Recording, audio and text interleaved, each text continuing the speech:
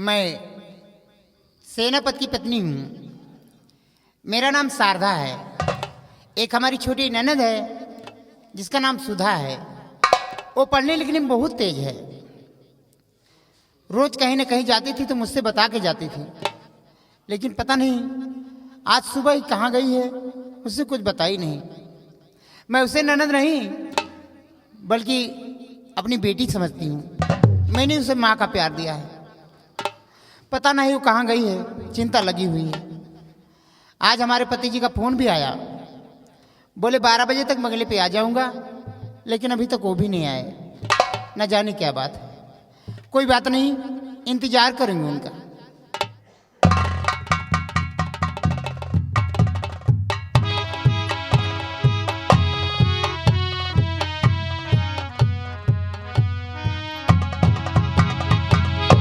नमस्ते भाभी माँ। क्या बात है भाभी माँ, जैसे भी मैं आपके पास आती थी तो आपके चेहरे पे खुशी रहती थी, लेकिन आज आई हूँ तो देख रहे हो आपका चेहरा बहुत उदास है। क्या इस उदासी कारण मैं जान सकती हूँ? अगर सयानी बेटी घर वालों को बताए बिना बाहर जाए तो क्या घर वालों को खुशी नजर आएगी? तो अब तुम्हारे उदासी कारण मैं समझी। कहाँ गई थी आज तुम? मैं अपनी सहेली के यहाँ गई थी। क्यों? जो मेरा परसों एग्जाम होता ना, उसी का रिजल्ट लाने। मुझसे बताई क्यों नहीं? वो क्या हो, एकाएक उसका फोन आया और मुझसे कहा सुधा तुरंत आ जाओ और उसके बाद तुरंत चली जाना, लेकिन आने में थोड़ी देर हो गई। देखो बेटी, जमाना बहुत खराब लगा हुआ है। कहीं भी जाया करो तो मुझसे बता के जाया करो। तुम्हें पता होना चाहिए मैं तुम्हें कितना प्यार करती हूँ। उतना प्यार मैं अपने बेटे को नहीं देती जितना तुम्हें देती हूँ। जानती हूँ भाभी माँ, आज के बाद मैं कहीं भी जाऊंगी तो आपको बता के जाऊंगी, ताकि आपको जरा भी परेशानी ना हो। हाँ बेटी, कहीं भी जाना तो मुझसे बता के जाना, ताकि तुम्हारे ना लौटने पे मैं तुम्हारी खबर तो ले सकूं। ठीक है भाभी माँ। और हाँ, आज तुम्हारे भैया का फोन आया था। भैया फोन आया था? हाँ। क्या कह रहे थे वो? बोले 12 बजे तक बंगले पे आ जाऊंगा, लेकिन न जाने क्या बात है, अभी तक वो नहीं आए। अच्छा, भैया ने फोन किया कि वो 12 बजे तक अपने बंगले पे आ रहे हैं और इस वक्त कम से कम 2 बज रही है। हमें तो ऐसा लगता है कि भैया ने फोन करके सिर्फ मजाक किया है। नहीं बेटी, वो मुझसे इस तरह का मजाक नहीं करते हैं। अच्छा, हो सकता है रास्ते में गाड़ी खराब हो गई हो। तुम्हारा भी सोचना बिल्कुल सही है भाभी माँ। अगर ऐसी बात है तो 2-4-10 मिनट भैया का आने का इंतजार करती हूँ। अगर वो नहीं आते तो जिस नंबर से उनका फोन आया था उसी पे कॉल करके देखती हूँ कि वो कहाँ है। तुम ठीक कहती हो। आओ बैठ के उनका इंतजार किया एक जाए। काम करो, क्या? मुन्ने को मुझे दे दो। ये लो। आ मेरे लल्लू लाल। बैठो बैठो बैठो बैठो।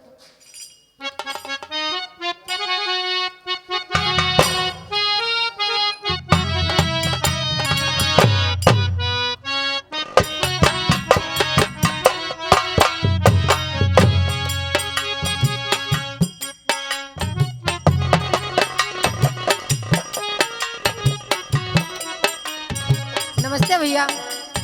नमस्ते बहन। कैसे हैं आप? हम बिल्कुल ठीक है बहन। और तुम कैसी हो? मैं भी ठीक हूँ। और प्रिय शारदा तुम कैसी हो? मैं भी ठीक हूँ। और बेटा दीपक? बेटा भी ठीक है। अच्छा, क्या बात है, आप तो फोन किया था कि 12 बजे तक बंगले पे आ जाऊंगा, हाँ। लेकिन इतना लेट क्यों? हाँ प्रिय, मैंने फोन किया था कि मैं ठीक 12 बजे अपने बंगले पर आ रहा हूँ, लेकिन आने में समय कुछ ज्यादा लग गया। क्या मैं लेट होने का कारण जान सकती हूँ? अवश्य जान सकती हूँ प्रिय। क्या कारण जी? कोई खास बात नहीं, कुछ ऐसी बात ही सामने आ गई जिसकी वजह से आने में कुछ समय ज्यादा लग गया। क्या महाराज ने कुछ कहा है? नहीं प्रिय, फिर? ना तो महाराज ने कुछ कहा है और ना हमें किसी ने कुछ कहा है, बल्कि आज मैं दरबार से चलकर आया हूँ तो एक ऐसी अनोखी चीज लेकर आया हूँ जिसे देखकर तुम और हमारी बहन सुधा दोनों लोग बड़े आश्चर्य में पड़ोगी। अनोखी चीज? हाँ। ए सुधा, अरे वहां कहाँ जा रही है? भैया अनोखी चीज देखने कहाँ है? अरे अनोखी चीज कहीं बाहर नहीं है, वो अनोखी चीज समझ लो मेरे पास है। आ तो रहे खाली हाथ हाँ। और कहते हैं अनोखी चीज लेके यार। अनोखी चीज तुम लोग देखना चाहती हो? अगर देखना चाहती हो तो अनोखी चीज कहीं बाहर नहीं, वो मेरे पास और मेरे जेब में ये है अनोखी चीज। ये क्या भैया, इसे कह रहे हो अनोखी चीज है? ये तो सिर्फ एक कागज का टुकड़ा है और इसके सिवा कुछ भी नहीं। बहन सुधा, हाँ, एक तुम्हारी नजर में एक मामूली सा कागज का टुकड़ा है, लेकिन तुम्हारे भाई की नजर में, तुम्हारे भाई के लिए ये हमारी जान से ज्यादा बढ़कर है। जान से ज्यादा बढ़कर? हाँ।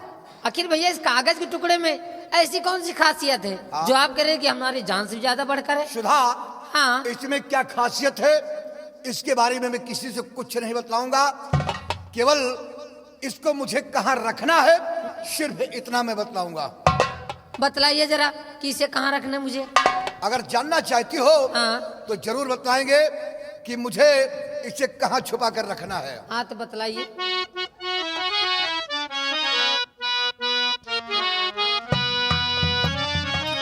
सुनो, अगर जानना चाहती हो तो मैं बता रहा हूँ। कहाँ रखना चाहते हैं जरा मैं भी तो जानूं। और सुनो सब लोग इसे मुझको कहाँ छुपाना है।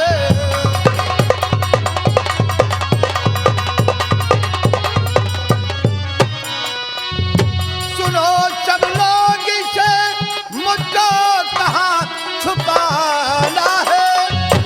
सुनो सब लोग इसे मुझको कहाँ छुपाना है। लाख पूछे कोई हरगिज नहीं बताना है।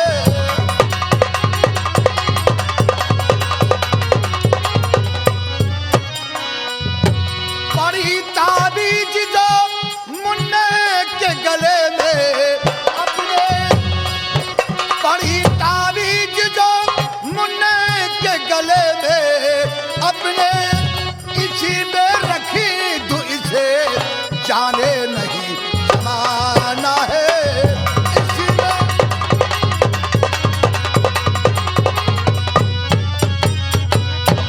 प्रिय शारदा और बहन सुधा, इस कागज के टुकड़े को कहीं बाहर नहीं, बेटे दीपक के गले में जो ताबीज पड़ी है मैं उसी ताबीज में इसे छुपा कर रखूंगा।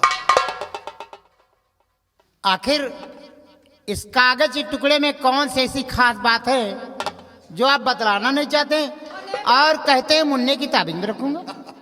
देखो प्रिय, मैंने कह दिया कि मैं इसके बारे में कुछ नहीं बतलाऊंगा कि इसमें क्या खासियत है और क्या राज है। सिर्फ मुझे बेटे के गले में जो ताबीज पड़ी है इसी ताबीज में मुझे इसे छुपा कर रखना है। एक काम कीजिए भैया, इसे आप मुझे दे दीजिए, इसको मैं अपने किताबों में संभाल के रख लूंगी। बहन सुधा, हाँ, ये कागज का टुकड़ा ना किताबों में रखने के लिए है और ना बॉक्स में रखने के लिए, ना अलमारी में।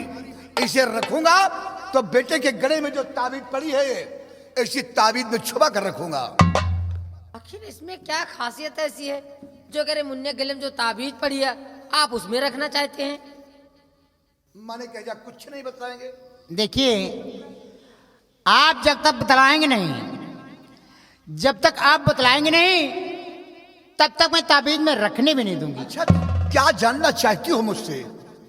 मैं यही जानना चाहती हूँ, कौन सी कीमती, कौन सी कीमती स्वामी मेरे अमानत है। कौन सी कीमती,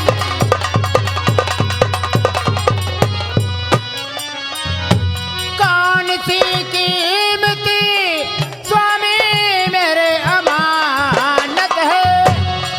कौन सी कीमती स्वामी मेरे अमानत है।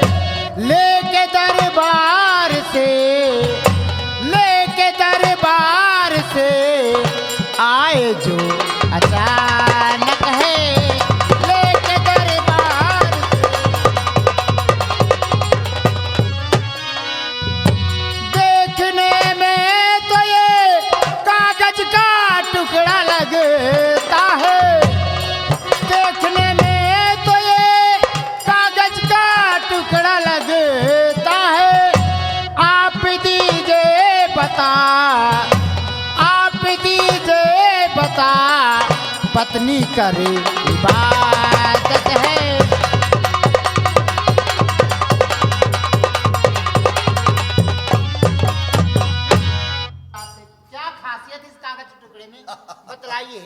नाहक में तुम लोग परेशान हो। जब मैंने कह दिया कि मैं इस कागज के बारे में क्या राज है, इसके बारे में कुछ नहीं बतलाऊंगा, तो खामखाम परेशान हो रही हैं आप। तुम भी परेशान और ये हमारी भोली भाली बहन भी परेशान। नहीं बतलाएंगे? अरे मैंने कह दिया मैं इसके बारे में कुछ नहीं बतलाऊंगा। मत बतलाइए, कोई बात नहीं। सुधा इधर आओ, मुन्ने को मुझे दे।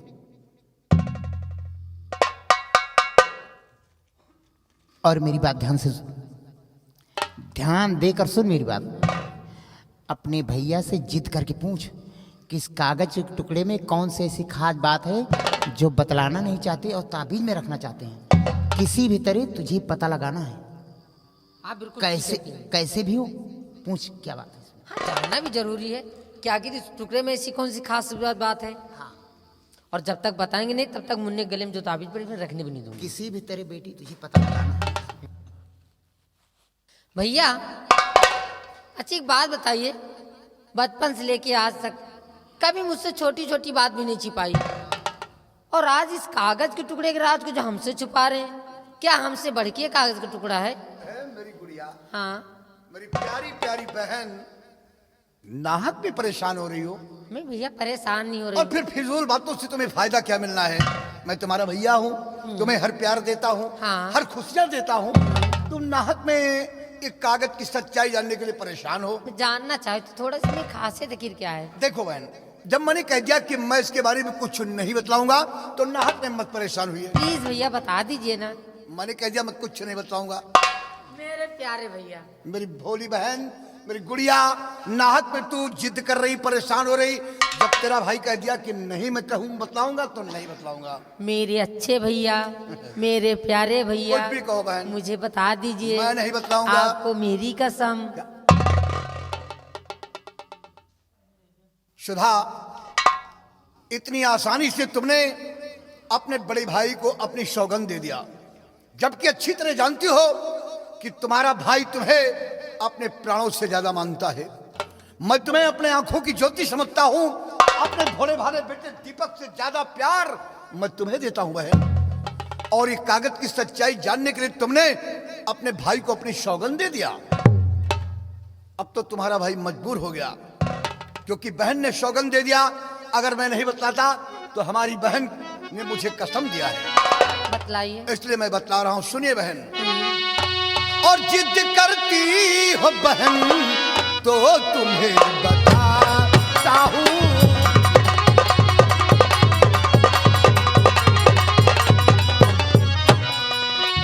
जिद करती हो बहन तो तुम्हें बताता हूं, जिद करती हो बहन तो तुम्हें बताता हूं।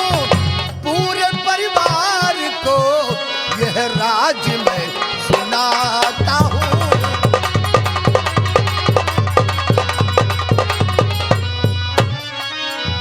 खजाने का ये नक्शा सुनो बंजारे का, खजाने का ये नक्शा सुनो बंजारे का। अरबों की दौलत का वो बहन विधाता है, अरबों की।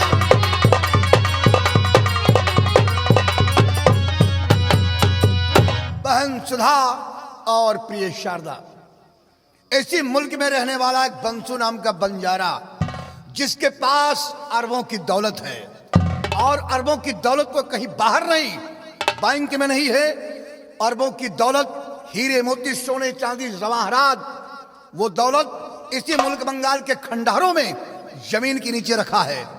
और उसी जगह का नक्शा बनाकर हमारे हुजूर को सौंपने के लिए आया था। हुजूर की वृद्धावस्था, और उन्होंने कहा कि मेरे दिमाग से कहीं उतर जाए और मौके पर मैं नक्शे को ना दे सकूं तो हमारे बंगाल राज की तौहीनी होगी।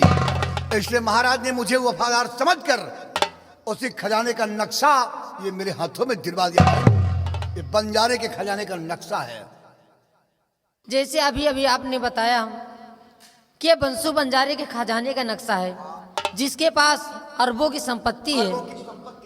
पता नहीं क्यों ये सब बातें सुन के मुझे बहुत घबराहट हो रही है। भैया आप एक काम कीजिए, ये नक्शा इसी वक्त जाइए और उसी बंसू बंजारे को वापस कर दीजिए। इसी वजह से मैं अपने परिवार को ये बात नहीं बतलाना चाहता था कि जिस वक्त मैं सच्चाई बताऊंगा सबके दिल में घबराहट आ जाएगी। आखिर वही बात हो गई। देखता हूं कि तुम्हें भी चिंता और तुम्हारी भाभी माँ के दिल में चिंता छा गई। क्यों प्रिय शारदा, तुम्हारे भी दिलो दिमाग में चिंता आ गई? तुम्हारे भी चेहरे का रंग उड़ गया?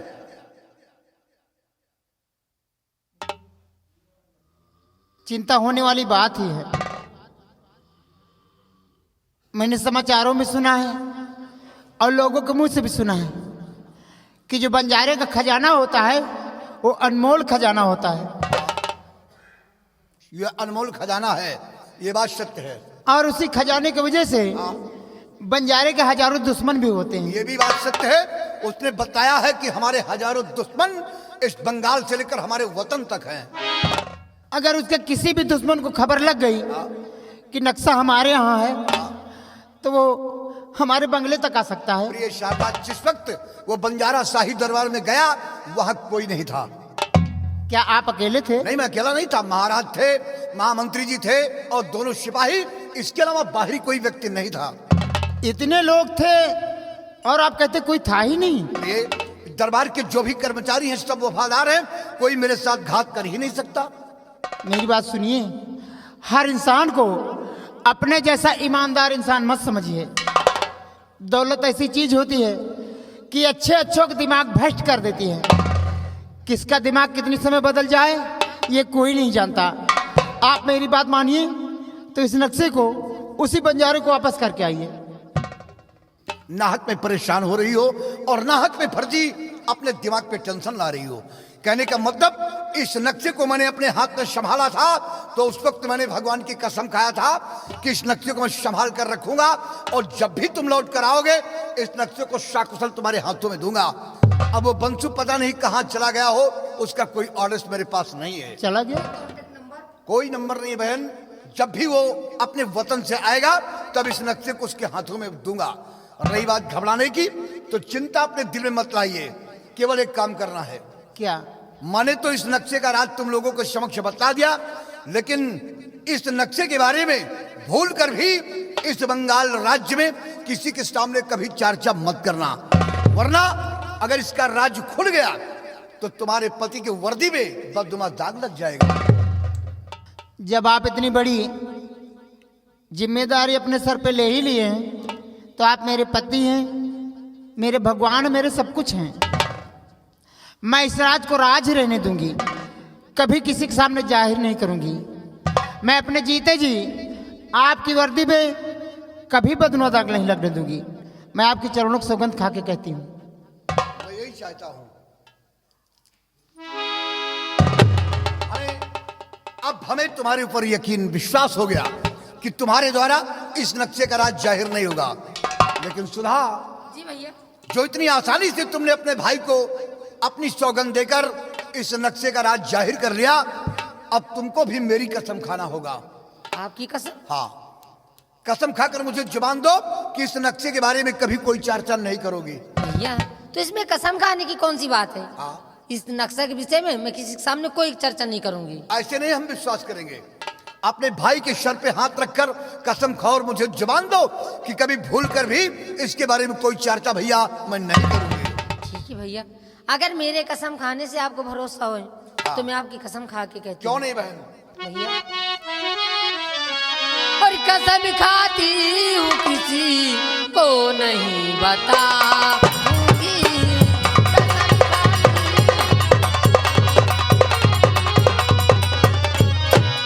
कसम खाती हूँ किसी को नहीं बताऊंगी। वफादारी पे कभी दाग ना लगाऊंगी।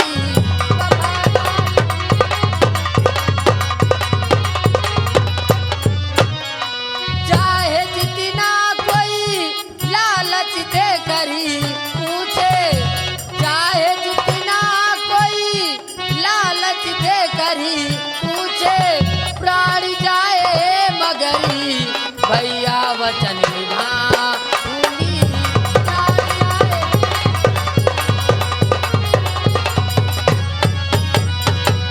भैया, मैं आपको वचन देती हूँ बेशक ही मेरे प्राण क्यों न चले जाएं, लेकिन इस नक्शा के बारे में ना अपनी सहेलियों से, ना अपने कॉलेज में और ना ही मुल्क बंगाल में किसी के सामने कोई चर्चा नहीं करूंगी। शाबाश, अब हमें अपने पूरे परिवार पे विश्वास हो गया, ना बहन के द्वारा और ना ही पत्नी के द्वारा, किसी के द्वारा इस नक्शे का राज्य जाहिर नहीं होगा। अच्छा प्रिय, बच्चे के गले में जो ताबीज पड़ी है, उसी ताबीज में इस नक्शे को ऐसा छुपा कर रखूंगा ताकि जो भी व्यक्ति देखेगा यही समझेगा कि बेटे के गले में ताबीज पड़ी हुई है। ऐसी ताबीज में छुपाता हूँ। अच्छा भैया, आप कई दिनों के बाद बंगले पे आए हैं, तो कम से कम 2-4 दिन तो रुकेंगे सही? 2-4 दिन? हाँ। अरे सुधा, तुम्हारे भैया को 2-4 दिन रुकने का समय कहाँ है बहन? आखिर क्यों नहीं, मैं देखती हूँ पड़ोस के लोग और भी नौकरी करते हैं, लेकिन जब भी अपने बंगले पे आते हैं तो 15-15 दिन, 1-1 महीने रुकते हैं। मानता हूँ, लेकिन तुम्हारा भाई तो समझ लो अब भी ड्यूटी पर ही खड़ा है। ड्यूटी पर? मैं समझी नहीं। नहीं समझी ना। कहने का मतलब कि जिस वक्त मैं दरबार से अपने बंगले पर आ रहा था, हुजूर ने कहा कि जाओ सेनानायक धर्मा, अपने परिवार से मिलने के बाद वहीं से सीधे तत्काल अपने बॉर्डर के लिए चले जाना। तभी तो मैं सोच रही, बातें तो मैं आपसे कर रही हूँ, लेकिन मैं बंगले के पीछे गाड़ी के हॉर्न की आवाज आ रही है। गाड़ी की हॉर्न की आवाज आ रही है, वो जो हूटर बज रहा है वो हमारे सेनानी हमें संकेत कर रहे हैं कि चलिए सर, आपको बहुत जल्द बॉर्डर पे चलना है। जा रहा हूं और बहुत जल्द हम लौट कर आएंगे। 1 हफ्ते की छुट्टी लेकर आएंगे और 1 हफ्ते का समय अपने परिवार के साथ हंसी खुशी के साथ अपने बंगले पर मैं व्यतीत करूंगा। 1 हफ्ते की नहीं, 15 दिन की छुट्टी लेके आइएगा। 15 दिन की छुट्टी? जी हाँ। इसका कारण कोई कारण है ना? क्या? बेटे दीपक का मुंडन करवाना है, और उसी मुंडन के अवसर पे अपने सुधा की मंगनी करवानी है। सुधा की मंगनी? हाँ। तो क्या हमारी बहन के लिए तुमने लड़का देख लिया है? हाँ, मैंने देखा है। अच्छा खानदान है, सक्षम परिवार है, और लड़का भी खूबसूरत है। अच्छा। इसी 2 महीने पहले उसे सरकारी नौकरी मिल गई है रेलवे में। रेलवे में सरकारी नौकरी? हाँ, वो टीटी है। अरे वाह, क्या बात है। और उसके सारे परिवार वाले, घर वाले सब दिल्ली में रहते हैं। अच्छा अच्छा अच्छा अच्छा, दिल्ली में रहते हैं। हाँ। इसका मतलब कि सक्षम परिवार है। हाँ। बड़ी अच्छी बात है, होनहार है हमारी बहन, और हमें भी महान खुशी है कि हमारी बहन का जो पति सुहाग जो मिलेगा वो सरकारी नौकरी करने वाला है। अरे सरकारी नौकरी ऐसे नहीं, टीटी है रेलवे में। हाँ, बहुत अच्छी बात है। हम बड़े प्यार से अपनी बहन को डोली में बिठाकर अपनी बहन को ससुराल भेजेंगे। हमारी बहन हंसी खुशी के साथ अपने ससुराल को चली जाएगी। मैं भी यही चाहती हूँ कि जितनी जल्दी सुधा की शादी हो जाए, हमारे सर का भार दूर हो जाए। बातें तो हम कर रहे हैं, लेकिन जरा एक नजर हमारी बहन की तरफ देखो। क्या बात है बेटी, तू रो क्यों रही है? हाँ? शादी का नाम लेते ही आंसू निकलने लगे। मैं रो रही हूँ इसलिए कि आप दोनों से मुझे जितना प्यार मिला है, उतना प्यार क्या पता मुझे अपने ससुराल में मिले या ना मिले। क्या भैया मैं इतनी पराई हो गई कि मेरी शादी करके आप अपने से दूर कर देना चाहते हैं? गुड़िया, मेरी बहन, तू अच्छी तरह जानती है कि किसी भी बहन बेटी को अपने घर में उसका गुजर बसर नहीं होता, उसे तो ससुराल जाना ही पड़ता है बहन। एक दिन तो भाई बाप की नजरों से दूर जाना ही पड़ता है। मैं आप दोनों को छोड़ के कहीं नहीं जाऊंगी और ना ही शादी करूंगी। अरे पगली बेटी, ये आंसू इतनी जल्दी नहीं गिराए जाते, आंसू संभाल के रखो। जब तेरी विदाई होगी ना, उस दिन ये काम आएंगे। इसीलिए बेटी, कभी जीवन में रोना नहीं चाहिए। तेरी आंखों में आंसू तेरा भैया और ना ही तेरी भाभी देखना चाहती है। अपनी भोली भाली बहन को मैं हंसते हुए देखना चाहता हूँ। हाँ बहन, इसीलिए तो कहती हूँ, इसीलिए कहती हूँ बेटी कि जीना है तो हंस के जियो, जीना है तो हंस के जियो, जीवन में एक पल भी रोना ना। जीना है तो हंस के जियो, जीवन में एक पल भी रोना ना। हंसना ही तो है जिंदगी, रो रो के जीवन ये खोना ना। हाँ जीना है तो हंस के जियो, जीवन में एक पल भी रोना ना।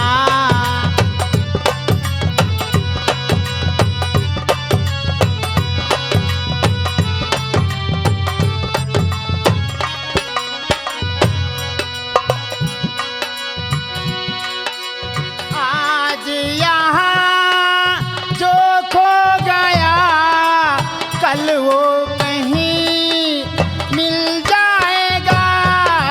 पतझड़ में जो मुरझा गया, वो फूल कल खिल जाएगा। आज यहाँ जो खो गया, वो कल कहीं मिल जाएगा। पतझड़ में जो मुरझा गया, वो फूल कल खिल जाएगा। उम्मीद से दुनिया चले, उम्मीद से दुनिया चले, जीवन में मायूस होना ना।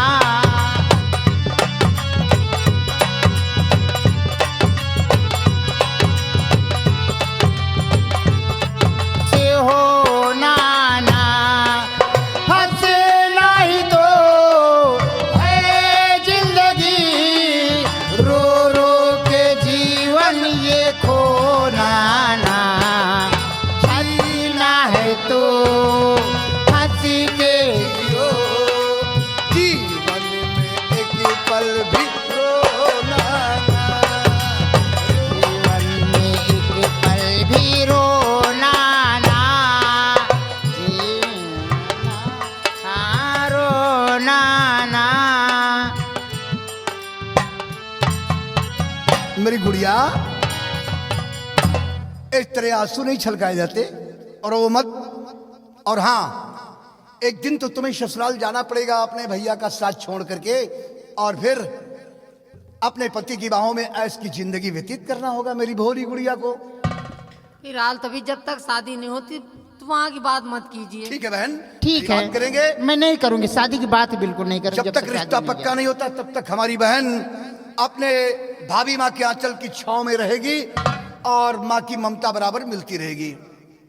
तो अच्छा, फिक्र मत करो, मैं अपने से दूर तुम्हें कभी नहीं करूंगी बेटी। हाँ भाभी, प्रिय शारदा, हमारी बहन को हर वक्त अपने नजरों के समक्ष रखना, अपनी नजरों से कभी दूर नहीं करना। आप फिक्र मत कीजिए, हाँ। मैं भाभी नहीं, हाँ। इसकी भाभी माँ हूँ। मैं इसकी परवरिश में कोई कमी नहीं करती हूँ, क्यों नहीं? देखभाल में कोई कमी नहीं करती हूँ। हमें पूर्ण विश्वास है। अच्छा प्रिय, मैं जा रहा हूं क्योंकि हमारे सेनानी बार बार हमें संकेत कर रहे हैं, और मैं बहुत जल्द लौट करके फिर आऊंगा। सदा खुशहाल रहो प्रिय, मेरा आशीर्वाद सदैव तुम्हारे साथ नमस्ते भैया। है। नमस्ते बहन, नमस्ते नमस्ते।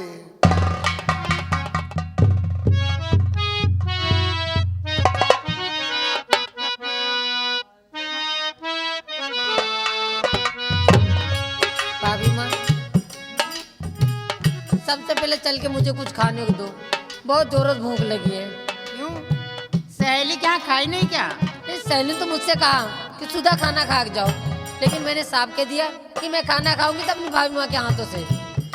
मैं भी जब तक तुझे अपने हाथों से नहीं खिला देती, ना जाने क्यों मैं इससे मुझे नहीं लगती। चलिए फिर भाभी माँ। आओ साथ बैठ के खाते हैं। हाँ।